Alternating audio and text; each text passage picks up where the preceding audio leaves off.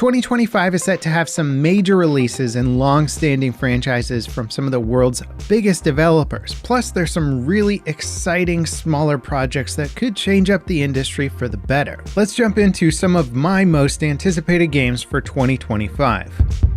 Starting off, I can tell you with pretty much 100% certainty that the biggest launch of 2025 is going to be Grand Theft Auto 6, assuming it hits its release date. Based on the trailer that's received hundreds of millions of views, GTA 6 looks like it'll be everything fans want. A return to the franchise's iconic Vice City, insane graphics, unprecedented depth, real-life memes converted into beautiful game satire. It really seems like Rockstar have taken the 11 years since Grand Theft Auto 5 launched on PlayStation 3 and Xbox 360 to develop a truly worthy successor. But of course, GTA 5 has turned into much more than the game it originally was, and can the sequel actually compete with the success of GTA Online? As of 2022, it was still pulling in $500 million a year and averaging hundreds of thousands of players a day. Are all of those players going to jump ship and adopt the new GTA 6 experience? Probably, but it also means that Rockstar really have to knock it out of the park with all of that. Having to compete with their own 11 years of DLCs and updates is a tall order, but if the trailer is anything to go by, I think they're going to deliver.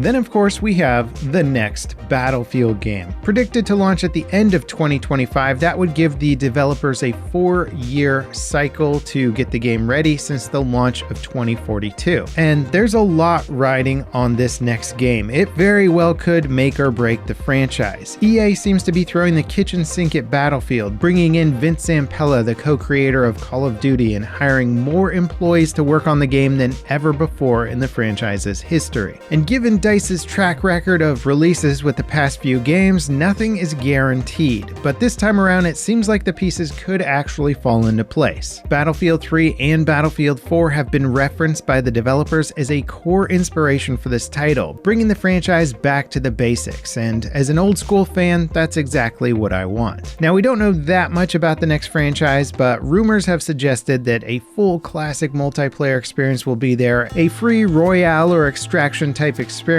some type of campaign, and possibly more. I'd be more hyped about it if it didn't sound so similar to what 2042 promised, and we all know how that went. Still, I find it hard not to get excited about a Battlefield that is getting back to the basics.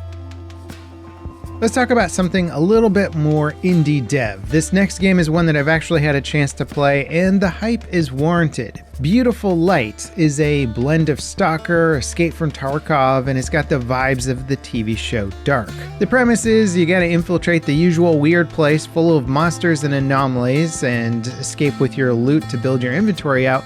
But digging deeper, things get way crazier. The game features asymmetrical PvP combat, with some players getting to control super monster type creatures that roam the map. These monsters have crazy abilities like invisibility, wall climbing, the ability to jump massive distances. They're actually pretty fun to play. The other interesting thing is that every player is equipped with a PDA that turns the game into a full-on hacking experience. You can use the PDA for basic stuff like keeping track of objectives in your map, but you can also use it to track other players who have their PDAs active using an in-depth and very complex system. Beautiful Light is not only knocking it out of the park with the general vibe, but it's taking some great risks with the gameplay, and it's a blast to play. I'm really looking forward to their public release.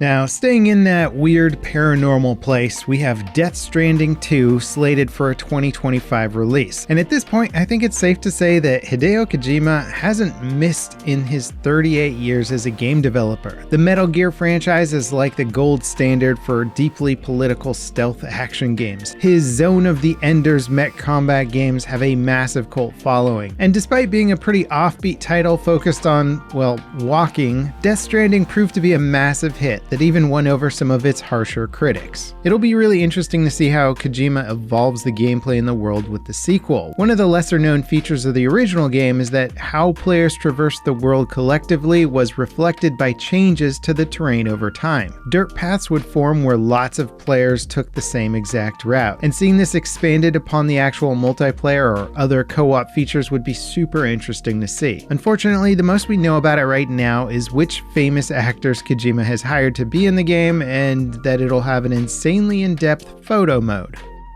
Now, there's a good group of Fallout fans who think that New Vegas is one of the franchise's best games.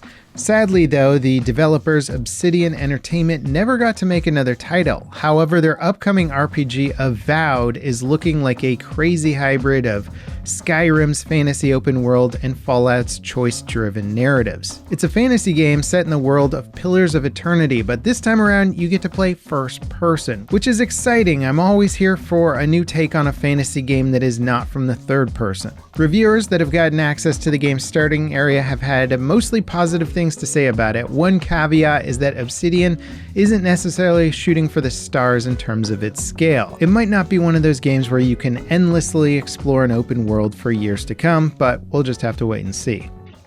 Now, the hardcore multiplayer open world survival games seem like they might have peaked with DayZ and Rust, but a new title on the horizon might have a shot at taking the genre to new places, literally. DUNE Awakening is being billed as a brutal survival experience where you have to carefully manage resources while building at your base and surviving threats from the harsh desert environment to sandworms, AI NPCs, and of course other players. This all sounds great on paper, and early previews of the game have praised its presentation and concept, but we're not used to seeing brutal survival games in the sci-fi genre, so I think players still have their doubts. Will it be super brutal, or will it be another glorified base building game with rudimentary go here and shoot a bullet sponge enemy to unlock a chest full of goodies type gameplay? Fans of the franchise seem to be hoping for something a little more true to the book's portrayal of the harsh survival conditions of Arrakis. Players seem to have enjoyed the developer's previous game, Conan Exiles, that was known for many things, like being able to customize the size of your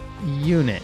To the credit of DUNE Awakening, there is a mechanic where you siphon blood out of dead players and NPCs to recycle it into drinking water, and that sounds pretty darn cool. Now, the Civilization series, or better known as just Civ these days, is something that's been a staple of the gaming landscape for pretty much my entire life. It all started back in 1991 with the veteran game dev Sid Meier knocking it out of the park with the first Civilization. And since then, it's basically become the de facto city building strategy game everyone tries eventually. The next game in the series, Civ 7, is shaping up to be yet another solid entry in the franchise. Unlike previous games where you played through all three ages in one go, Civ 7 breaks each age into its own chunk of gameplay. When you progress your civilization to the apex of a given age, you can then choose to transition it into the following age. However, doing so will put your whole civilization in jeopardy with a crisis that you'll have to overcome to survive that transition. All in all, it sounds like a really neat way of keeping the gameplay fresh even for veteran players. Now, those are my top picks for what I'm looking forward to in 2025, but what about you guys? Are there any titles you think I left off this list that are definitely on yours? Let me know in the comments, and if you enjoyed this video, don't forget to drop me a like, subscribe for more content like it, and ding that notification bell to beat the YouTube algorithm with me. Up next, check out this video on the best free games that you can play right now. It's pretty incredible how much content you can get for no money down. As always, guys, thank you so much for watching, and I'll see you next time. This is Level Cap, signing off.